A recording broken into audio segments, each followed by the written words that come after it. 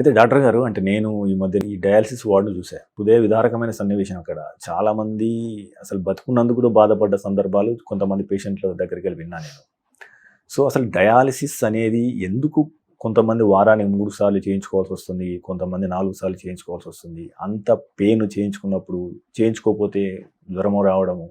ఇప్పటికీ అంటే ఇంత శాస్త్ర సాంకేతిక వచ్చిన తర్వాత కూడా సో, ఖచ్చితంగా హాస్పిటల్ లాంటి లేదా ఒక కేంద్రానికి వచ్చి మరి చేయించుకోవాల్సిన పరిస్థితి ఉన్నది యాక్చువల్‌గా.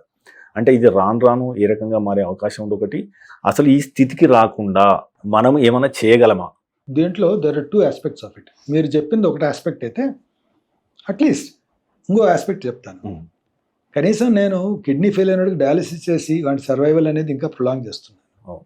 చాలా వాటిల్లో అది లేదు కదండి. లివర్‌లో లేదు, హార్ట్‌లో లేదు, లంగ్స్‌లో లేదు. అవును. I right are wrong? అవును. ఇవి మూడిట్లో లేదు కాబట్టే మనం ఆ పేషెంట్‌ని చూడటం లేదు. దీంట్లో చేయగలుగుతున్నాం కాబట్టే మనం పేషెంట్‌ని చూస్తున్నాం. అవును. So this is one good part of it.